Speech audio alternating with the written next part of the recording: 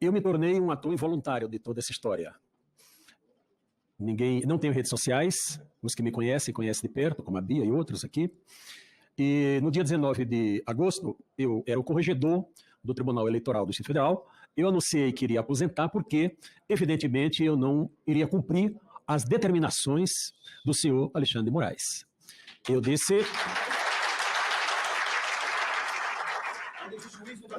disse que ele fez uma declaração de guerra ao país, senador Girão, e infelizmente eu estava certo. Ele está, senador Renzi, está guerreando contra o país, está vencendo algumas lutas, mas eu creio que ele não terá a vitória final. A vitória final será do povo brasileiro. Quando nós falamos numa audiência como essa, temos que tomar cuidado para não repetir aquilo que já foi falado, para otimizar o tempo e dar oportunidade a todos. Bem, de tudo que já foi falado aqui, a decisão do ministro de não investigar a verificação feita pelo PL, toda a resistência que já foi colocada desde a intervenção indevida do ministro Barroso aqui no parlamento para não ter o voto auditado, e toda a resistência feita por esses atores, nós podemos ter a seguinte conclusão. Tudo que se faz com prova, não se faz com indícios de prova. Eu não vou falar de direito aqui porque a Bárbara já se mostrou uma grande constitucionalista e processualista aqui na sua manifestação inicial.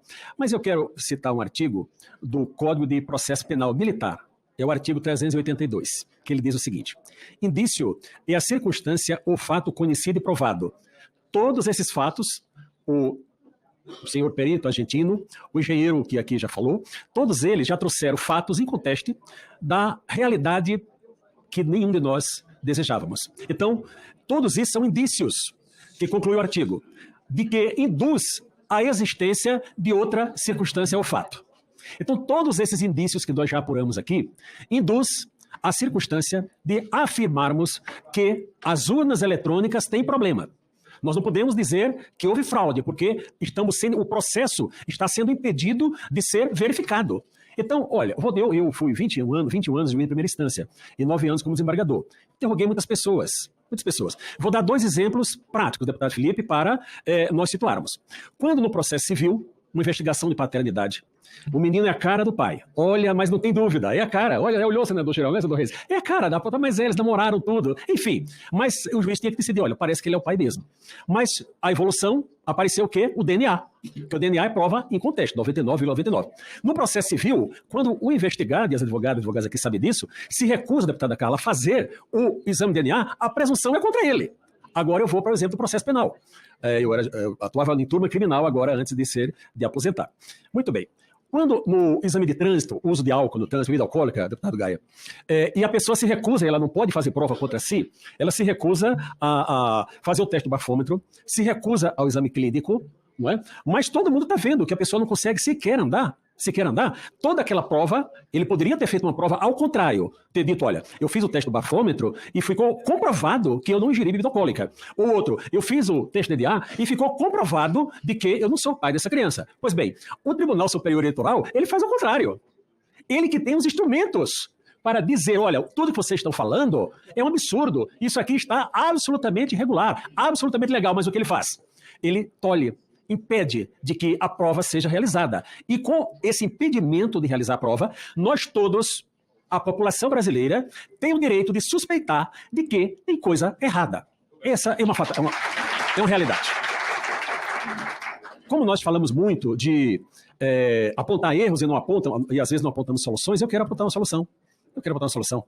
Eu queria propor ao Senado Federal, à mesa do Senado Federal, aos líderes, que fizessem, tendo junto também senadores como Renzi, como Girão, que estão à frente desse processo, senador Lazier também, senador Cajuru, que propusesse uma reunião com os ministros supremos 11 e dissesse, ministros, chegou, parou, passou do limite.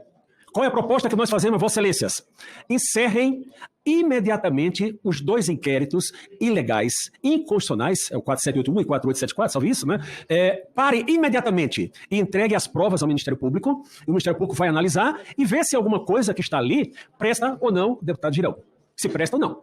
Se o Supremo tomar aceitar essa proposta, nós começaremos a ter o processo de pacificação do país. Agora, eles não podem, eles terão o benefício de alegarem que, olha, nós não fizemos isso, já deveriam ter feito de ofício. Se o Senado não for até lá, o Senado tem que se mover, tem que chegar até lá para fazer a proposta. Senão eles vão ficar, não, mas ninguém me propôs, eu não podia fazer nada. É possível que eles aceitem? Não creio. Mas tem que haver a tentativa. Por que eu não creio? Porque todas as ações, e aí eu não vou detalhar muito, Gustavo, porque é consenso nacional de que o senhor Alexandre de Moraes já praticou muitos crimes. Usurpação de função pública. Ele exerce, para conseguir uma água, eu agradeço, ele exerce a função de promotor de justiça, de procurador da República, de juiz de direito, então de delegado de polícia, senhor delegado da Polícia Federal, isso é usurpação de função pública. E o Ministério Público, nem se fale do artigo 129 da Constituição, e eu fico abismado que essas pessoas que têm a sua prerrogativa constitucional vilipendiada não representam o Procurador-Geral para dizer, olha, está usurpando a minha competência, porque o artigo 102 diz qual é a competência do Supremo Tribunal Federal. E, evidentemente, que o que ele está fazendo não está dentro da competência. Não está dentro. Infelizmente, o Supremo tem referendado. Pois bem, eu quero trazer, senhores juristas, para discussão um dado que eu não vi ainda ser tratado, mas eu resolvi tratar, porque eu fui a uma manifestação e quero dizer que não conheço ninguém de lá. Voltava de viagem, passei pelo local, vou dar uma olhada, e no domingo resolvi falar. Na hora que cantou o hino nacional, e todos com a mão na boca depois, 3 minutos de silêncio, eu pedi a palavra e falei naquele momento, e defendi a prisão de Alexandre de Moraes. Eu não tenho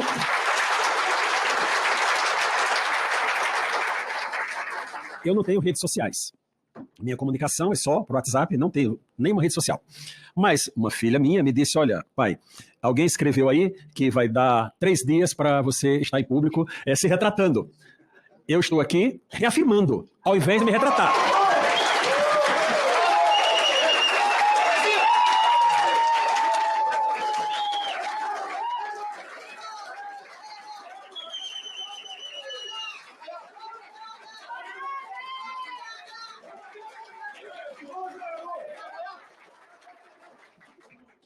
Muito bem.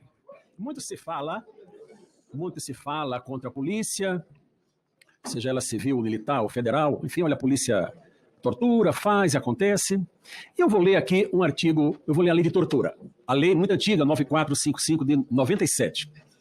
Diz que constitui crime de tortura. Inciso 1, inciso 2. Submeter alguém sob sua guarda, poder ou autoridade. No momento que o ministro Alexandre de Moraes coloca empresários, 43 pessoas que estavam lá, Oswaldo Eustáquio, Alain, Carla, todas essas pessoas, dentro do inquérito 4874, Bia, Gustavo, todos. No momento que ele coloca as pessoas dentro do inquérito, essas pessoas estão sob a sua autoridade. A partir daí, elas estão sob a sua autoridade. Eu continuo, estou lendo a lei.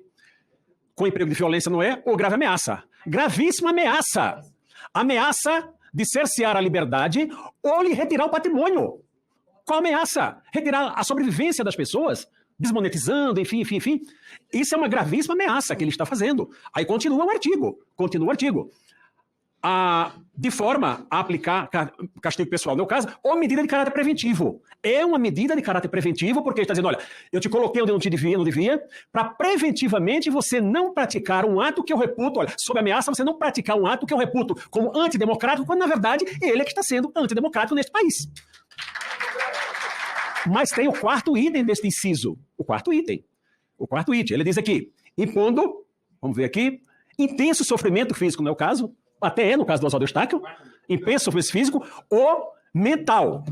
Eu ia dizer, senador Girão, senador Reis, vamos convidar aquelas pessoas todas que tiveram redes sociais cerceadas, liberdades cerceadas, patrimônio com Constituição, patrimônio bloqueado, para ficar mais simples, se elas estão tendo algum sofrimento mental. Se elas chegarem e disserem, não estou, eu me desculpe e retiro. Mas ao vir a Barba, que aqui chorou e mostrou a indignação da violência que ela está sofrendo, eu acho que nem preciso fazer essa pergunta, para dizer que eles estão sob intenso sofrimento mental. E eu quero dar o crédito ao deputado Daniel Silveira, porque eu assisti numa entrevista dele, e ele falou, olha, tudo bem, o desembargador pediu a prisão, mas o juiz só pode ser preso em flagrante delito por crime inafiançável ou mediante ordem judicial. Mas o artigo 312 do Código... E aqui é o crime inafiançável. O artigo 312 do Código de Processo Penal estabelece como um dos requisitos para decretar a prisão a garantia da ordem pública. Também a reiteração criminosa. Também é motivo. E é simples, o exemplo da Lei Maria da Penha, quando um homem agride uma mulher, a pena é ridícula, é pena de detenção, devia ser mais forte, mas é de detenção. E quantas pessoas, faça uma pesquisa aqui do Distrito Federal, nas penitenciárias, meu tempo está acabando já? Quanto tempo, quantas pessoas têm com prisão preventiva, para quê? Para que não voltem a delinquir. É isso. Então eu digo que o senhor Alexandre de Moraes, ele está praticando reiteradamente crimes. Toda decisão que ele profere de forma ilegal é um crime. Se essa decisão está valendo, o crime está acontecendo. Ele decretou, mas já passou? Não. Se está valendo, prevalecendo a decisão, o crime está acontecendo dentro das avenidas e é flagrante delito. Mas olha, mas sair de detenção. Bom, qual seria o melhor caminho? O melhor caminho, senhores senadores, senhores parlamentares, público presente, seria o Senado Federal já ter tomado uma providência. O senhor presidente do Senado, com todo respeito, senador do Partido, Vossa Excelência está prevaricando. Vossa Excelência está prevaricando. Veja, nós somos pessoas, seres humanos, pelo menos a quase totalidade, que temos que ter temor a alguma coisa. Temor a Deus, temor ao cumprimento das regras, mas se eu sou um sujeito que tudo que eu fizer, eu tenho a certeza antecipada de que ficarei na impunidade, e se ele não tiver um sentimento, eu não sei nem se eu posso falar, enfim, ele não terá freios. Eu dou exemplo do sinal de trânsito. O sinal está vermelho ali, eu não passo porque eu posso causar um acidente, eu sou responsável, eu não faço isso. Mas se eu passar e for flagrado, eu posso ter minha habilitação retirada. Os senhores ministros do Supremo, eles não têm medo de nada. Porque eles poderiam ter medo, o Senado eles não temem, ao contrário. População brasileira, o Senado está numa comissão para modificar a Lei 1079, que é a lei do impeachment, pasmem, presidida pelo Lewandowski. Presidida pelo Lewandowski, para quê? Não vi o anteprojeto ainda, mas para blindar os ministros do Supremo Tribunal Federal e ainda incluir Forças Armadas nessa história toda. E pressionar os senadores a não se manifestar. Cala a boca, senador, é o que vão fazer. Mais ou menos, é isso. Então nós estamos no estado de exceção. Nós estamos, brasileiros, no estado de exceção. Todos já disseram isso, rompimento institucional. O vice-presidente da República, Mourão, já se manifestou, futuro senador dessa casa, nesse sentido. E quando nós estamos diante da ruptura constitucional, o que é que nós podemos fazer? Aqui nós temos 2 ilustres delegados da Polícia Federal, que sabem que nos crimes comuns a competência é da Polícia Federal para apurar e para julgar do Supremo Tribunal Federal. Eles podem fazer isso? Eles podem fazer isso? A quem recorrer? Nós não temos a quem recorrer. Por isso que eu digo que a ordem constitucional está rompida e a ordem pública está abalada. A ordem pública foi jogada no lixo. Nós podemos ter uma convulsão social nesse país. Infelizmente, podemos evitar? Poderíamos pelo Senado. Não vai. Mas é triste dizer isso. Que votamos e o senador, o representante e tal. Porque uma grande parte dos senadores quer, mas não funciona. Então eu digo que não há solução. A sociedade brasileira, sofreu um golpe praticado pelo Supremo Tribunal Federal. Ao não cumprir a Constituição. E qual é a solução constitucional? Tem o presidente da República invocar o artigo 142 da Constituição para dar legitimidade às Forças Armadas para agirem. Vejam, tem muitos pedidos, Forças Armadas, no momento que nós estamos, com fragmentos da Constituição ainda em vigor, se as Forças Armadas agirem de ofício, vai ser colocada como um golpe, embora seja um contragolpe. Mas se o presidente da República convocar, não, porque ele está exercendo o seu poder constitucional de utilizar para garantir a ordem pública. Essa é a realidade que nós estamos vivendo. E para concluir, senador Jean, eu vejo que com a composição atual do TSE não tem solução. Imagine que o TSE fez uma resolução que dá poder ao próprio presidente de fazer tudo. Foi para o Supremo, para o Procurador-Geral da República, ingressou com a medida apropriada, foi para o Supremo. Quem votou lá? Os 3 ministros que votaram no TSE, Carmen Lúcia, Alexandre de Moraes e Lewandowski, votaram também lá no Supremo. Isso está errado, não tem a quem recorrer. A população está entregue. Então, o presidente da República tem até o dia 31 de dezembro, e todos nós temos que ter paciência, para exercer o seu papel constitucional. Se ele não o fizer, chegaremos 1º de janeiro, e aí a rua vai dizer, o poder que o povo delegou para que o parlamento exercesse, o parlamento não está exercendo. Então, o povo, eu acho que do estágio que nós estamos, poderá exercer diretamente. E nós não sabemos onde o nosso país vai parar. Eu falo isso, senhoras e senhores, com muita dor no coração. Muita dor no coração. Eu larguei minha carreira, eu poderia ficar mais 8 anos no tribunal, mas eu não poderia participar desse processo e dizer, olha, eu fui o corregedor da Justiça Eleitoral e carimbei decisões absolutamente ilegais. Eu vou, mas agora para concluir mesmo agora de verdade. O Brasil comemorou 200 anos de independência há dias atrás. Nós fomos novamente colonizados por um império chamado Supremo Tribunal Federal. Basta esperar. Quem será que dará um novo grito de independência ou morte? Obrigado. Muito obrigado ao desembargador Sebastião Coelho, que aqui no Tribunal de Justiça do Distrito Federal, ele é aposentado. Eu queria...